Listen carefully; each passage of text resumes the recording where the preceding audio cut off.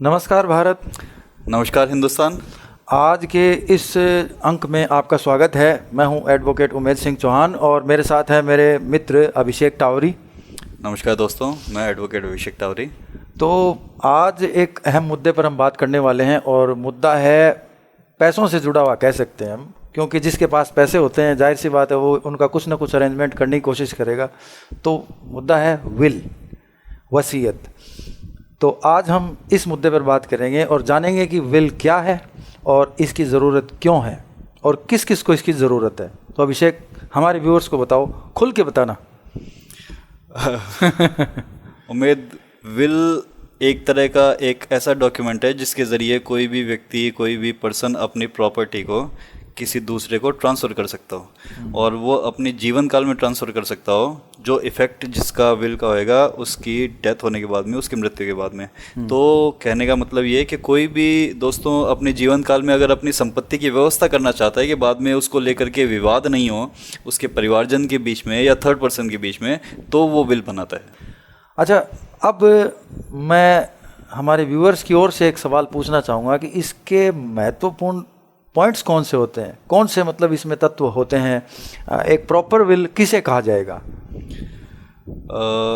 Actual में ये सवाल मुझे पूछना चाहिए बाद में, चलो इस सवाल को हम बाद में पूछेंगे। पहले यही पूछ लेते हैं कि कौन बना सकता है। क्या मैं बना सकता हूँ? क्या आप बना सकते हो? या हमारे जितने व्यूअर्स हैं वो बना सकते हैं? बिल्कुल उम्मीद, विल कोई भी व्यक्ति बना सकता है जो कि फर्स्ट ऑफ ऑल मेजर हो।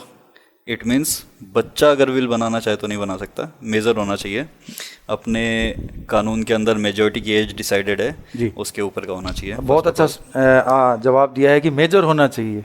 सेकंड, साउंड माइंड का होना चाहिए, मतलब वो मानसिक रूप से सही होना चाहिए, पागलपन उसमें नहीं होना चाहिए, उसको ऐसी कोई बीमारी नहीं हो जिससे वो मानसिक रूप से समझ नहीं सके चीज़ों को। और थर्ड, उसकी फ्री विल होनी चाहिए, फ्री इच्छा होनी चाहिए। इट मीन्स किसी के दबाव में आकर के, किसी के बहकावे में आकर के, किसी अनड्यू इन्फ्लुएंस के अंदर अगर कोई विल बनाई जाती है तो वो सही विल नहीं है। तो मेन इंग्रेडिएंट में मेजॉरिटी और उसका मेंटल हेल्थ प्रॉपर होना और फ्री विल से, अपनी स्वेच्छा से बनाई जाना। मतलब ये आदमी की क्वालिटी है, मतलब उसमें ये चीज़ें होनी चाहिए कि वो विल लिख सकता है। बिल्कुल बिल्कुल। मेंटल स्टेटस अच्छा होना चाहिए, मेजर होना चाहिए, इसके अलावा उस पर कोई अनडू इन्फ्लुएंस नहीं होना चाहिए, यानी किसी के दबाव में नहीं होना चाहिए, फ्री कंसेंट होनी चाहिए। और क्या उसके पास प्रॉपर्टी भी होनी चाहिए? बिल बनाता है तो जाहिर सी बात है कोई प्रॉपर्टी होगी तभी वो विल। ये सवाल बड़ा इंटरेस्टिंग है। प्रॉपर्टी जब है ही नहीं तो विल नहीं की जा सकती, ये भी एक महत्वपूर्ण बिंदु है। और इस जैसे जो विल बनाई गई है उसके लिए कुछ फॉर्मेलिटी की भी ज़रूरत है कानूनी? कानून में फॉर्मेलिटी की कुछ नीड है अगर वो रिटन विल है तो। विल ओरल भी हो सकती है, बहुत सा लॉ ऐसे कहते हैं कि ओरल विल वैलिड है, तो ओरल विल भी हो सकती है। पर जहाँ लिखित विल की बात करते हैं दोस्तों अपन, तो वहाँ पे उसके लिए कुछ लीगल फॉर्मेलिटीज़ हैं जिनको अपने को फॉलो करना ज़रूरी है। उसके अंदर ये है कि वो जो विल है वो अपनी स्वेच्छा से अपन ने बात कर ही लिया, पर दो साक्षियों की उपस्थिति में होनी चाहिए। ये इंपॉर्टेंट बात है और बहुत मेजर पार्ट है किसी भी बिल का, कि दो स्वतंत्र गवाहों की उपस्थिति में, उनकी मौजूदगी में उस विल का एग्जीक्यूशन होना चाहिए। और वो दो गवाह इस बात की तायद करेंगे, इस बात को प्रूव करेंगे कि वसीयतकर्ता ने हमारे सामने खुद की स्वेच्छा से इस विल को एग्जीक्यूट किया। उसने जब एग्जीक्यूट किया उस टाइम हम वहाँ मौजूद थे, हमने उसकी उपस्थिति में इसके ऊपर साइन किए और उस वसीयतकर्ता ने हमारी उपस्थिति में उसके ऊपर, डॉक्यूमेंट के ऊपर साइन किए। ये जो तुमने इनिशियली भी एक क्वेश्चन पूछा था उसको भी फुलफिल कर रहा है और ये इंग्रेडिएंट मैंने इसीलिए उस जो सवाल पूछा था उसको बाद में कैरी किया। अच्छा, कोई पंजीयन, कोई रजिस्ट्रेशन? ये बहुत अच्छा क्वेश्चन है तुम्हारा उम्मीद। किसी विल के रजिस्ट्रेशन की कोई नीड नहीं होती है, अनरजिस्टर्ड विल भी वैलिड है। विल के लिए तो यहाँ तक भी कहा हुआ है कि अगर एक प्लेन पेपर पे भी किसी आदमी ने अपने जीवन काल में कोई बात लिख दी और वसीयत कर दी तो वो भी as good as attested will, registered will equivalent है। तो रजिस्ट्रेशन मैंडेटरी नहीं है, कोई करवाना चाहे तो रजिस्ट्रेशन हो सकता है। इसका रजिस्ट्रेशन का फायदा ये होता है कि उसकी थोड़ी सी जेन्युइननेस जो है वो बढ़ जाती है। कोई चीज़ का रजिस्ट्रेशन हो तो ये माना जाता है कि वो किसी थर्ड पर्सन के सामने, किसी गवर्नमेंट ऑफिसर के सामने, गवर्नमेंट ऑफिस में जाकर के उसने इस विल को एग्जीक्यूट किया है, तो वो जेन्युइन ज़्यादा होगी विल। तो जैसे तुमने बताया कि 2 गवाहों के सामने और बाकी की फॉर्मेलिटी हो गई, पंजीयन भी करवा लिया, उसके बाद में उसका साबित किया जाना बहुत आसान हो जाता है। बिल्कुल समस्या नहीं रहती है किसी तरह की, नहीं तो फिर दुनिया जान के उस पर मुकदमे होने की संभावनाएं रहती हैं। कोई ना कोई उसको आकर, हो सकता है कोई चैलेंज कर दे, और जाहिर सी बात है होगा कौन, वो व्यक्ति कौन हो सकते हैं जो इसको चैलेंज करते हैं? देखो मैक्सिमम कंडीशन में तो वो फैमिली मेंबर्स ही हो सकते हैं, क्योंकि प्रॉपर्टी कोई भी किसी आदमी की जो है वो उसकी डेथ के बाद में मिलती किसे है, उसके परिवार वालों को, उसके जो उत्तराधिकारी हैं उनको। तो मैक्सिमम कंडीशन में यही होता है कि ये वही आदमी चैलेंज करता है, पर एक्सेप्शनल केस में कोई दूसरा आदमी भी कर सकता है। वो कंडीशन मैं बताऊं, जैसे किसी एक आदमी ने 1990 के अंदर वसीयत करी, वो करी ए आदमी के नाम से। 1995 के अंदर दूसरी वसीयत कर दी, वो कर दी उसने बी आदमी के नाम से। और जस्ट उसकी जब डेथ होने वाली थी उससे पहले उसने एक तीसरी वसीयत और कर दी, वो कर दी किसी तीसरे आदमी के नाम से। तो ऐसी कंडीशन के अंदर पहले जो 2 विल के जो बेनिफिशियरी थे वो भी उसको चैलेंज कर सकते हैं, अगर उनको लगे कि ये थर्ड विल सही नहीं है, गलत है, किसी तरह के अनडूल प्लेस में बनाई गई हो या धोखे में बनाई गई हो, मुगालते में रख के बनाई गई हो। और एक बार मैं बीच में इंटरप्ट करूंगा मैं तुम्हें, इसमें एक इम्पॉर्टेंट बात जो है व्यूअर्स वो ये है कि किसी भी आदमी को अपने जीवन काल में कितनी भी विल बनाने का अधिकार है, पर जो विल उसकी लास्ट विल होगी वो प्रिवेल करेगी उसके पहले वाली सबसे विल से। तो ये इंपॉर्टेंट बात है, सबसे आखिर में जो लिखी जाएगी, बिल्कुल जो सबसे आखिर में लिखी गई है वो विल प्रिवेल करेगी। अब एक और सवाल है, किस चीज़ की विल की जा सकती है? कोई ऐसी चीज़ है जिसकी ना की जा सकी हो या ना की जा सकती हो? नहीं, कोई चीज़ होगी जिसकी विल की जाएगी। चीज़ का मतलब है कि या तो प्रॉपर्टी होगी। प्रॉपर्टी के 2 वे होते हैं, एक होती है मूवेबल प्रॉपर्टी, एक होती है इमूवेबल प्रॉपर्टी, जिसे हिंदी में अपन कहते हैं चल संपत्ति और अचल संपत्ति। तो व्यूअर्स, इमूवेबल प्रॉपर्टी तो वो होगी जैसे ज़मीन जायदाद, मकान वगैरह है, और मूवेबल प्रॉपर्टी होगी उसका वाहन हो सकता है, उसकी ज्वेलरी हो सकती है, उसके बैंक लॉकर्स होते हैं, उसके बॉन्ड्स हो सकते हैं, सिक्योरिटीज हो सकती हैं, ये चल संपत्तियां होगी। तो इनका विल किया जा सकता है आसानी से। और कोई ऐसा कोई अधिकार, कोई राइट वो भी हो सकता है जो विल किया जा सके? हाँ बिल्कुल कर सकते हैं। कोई आदमी का जैसे अगर कोई अपनी अपना बिजनेस चला रहा है, तो बिजनेस में उसको जो गुडविल मिली है उस गुडविल की भी विल हो सकती है। तो देखिए व्यूअर्स, अच्छी जानकारी निकल कर आई है। अब एक और भी ज़रूरी सवाल है, वो ज़रूरी सवाल है हमारा देश भारत, जिसमें अलग अलग धर्मों के लोग रहते हैं। अलग अलग धर्मों के हिसाब से कोई अलग अलग प्रोसीजर है, कोई अनुपात है, कोई सिस्टम है। हो सकता है मुझे पता हो, लेकिन व्यूअर्स के मन में ये सवाल हो सकता है। ये सवाल व्यूअर्स की ओर से, व्यूअर्स को मैं ये बताना चाहूँगा कि ये एकदम सही है कि अपने इंडिया में हिंदू भी हैं, मोहम्मदन भी हैं, सभी हैं, सभी वर्ग के लोग हैं, सभी धर्म के लोग हैं। तो इनकी विल में भी फ़र्क है व्यूअर्स।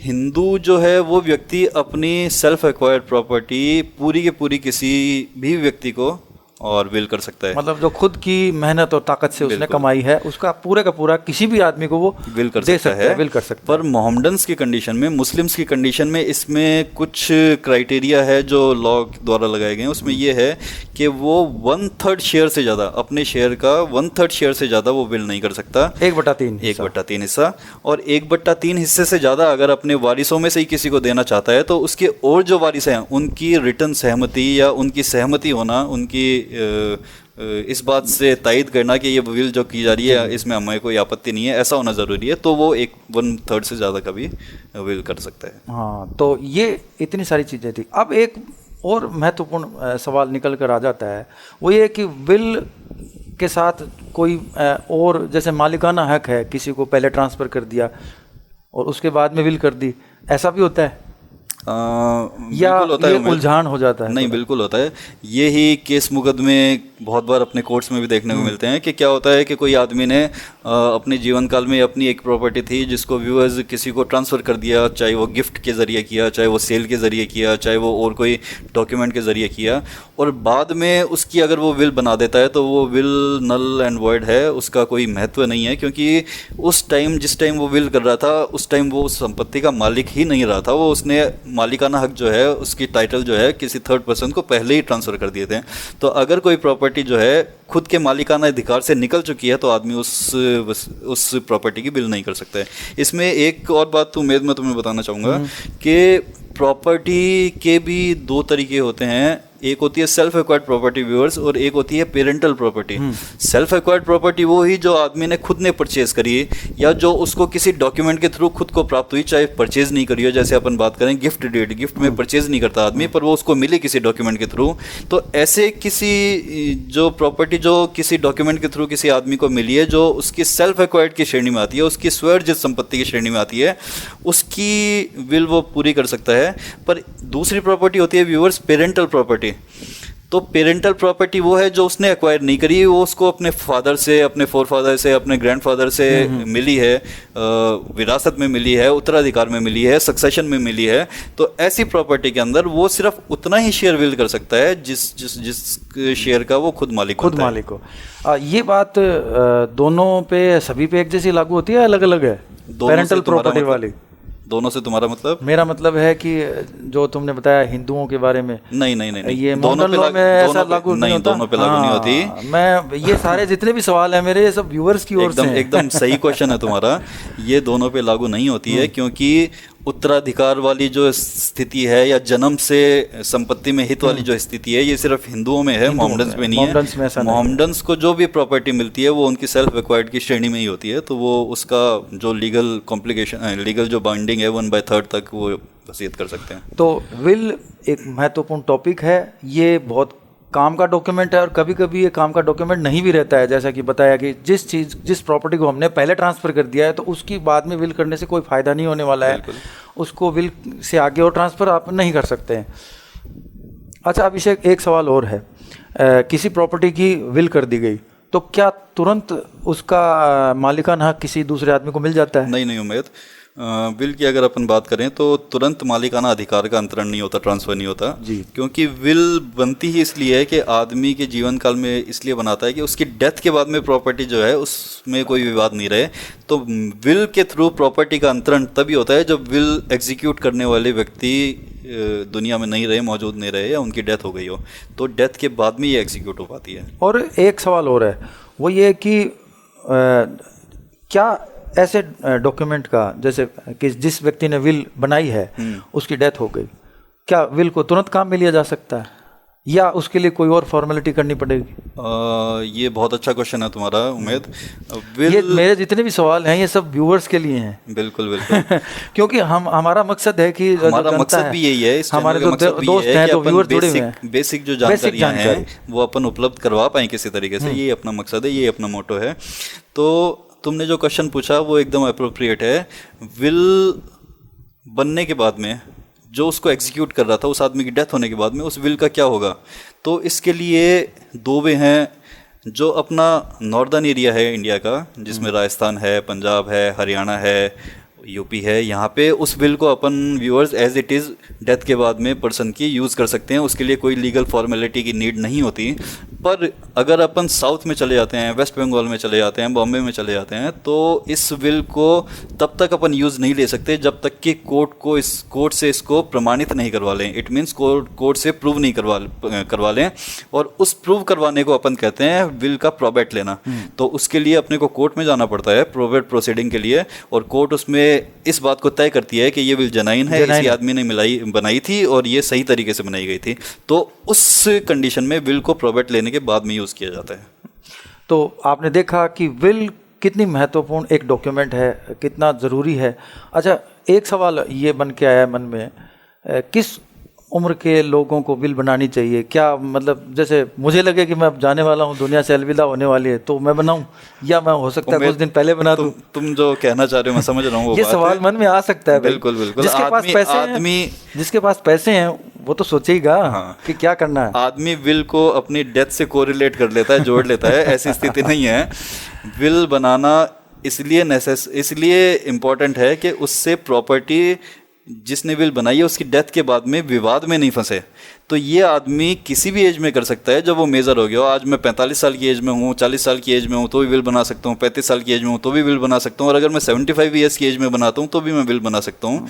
विल किसी भी एज में बना सकती है। इसको अपने को डेथ से कोरिलेट नहीं करना चाहिए, इसको अपने को कोरिलेट इस बात से करना चाहिए व्यूअर्स कि विल की नेसेसिटी इसलिए है या विल इसलिए बनाई जानी चाहिए जिससे अपनी प्रॉपर्टी अपनी डेथ के बाद में विवादों में नहीं फंसे, विवादों से बची रहे।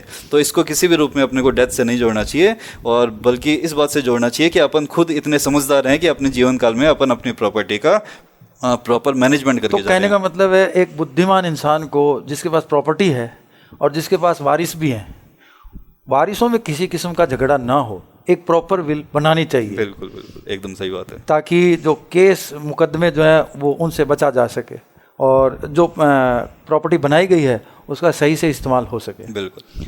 तो विल के बारे में एक छोटा सा टॉपिक था, एक बिंदु था हमारा।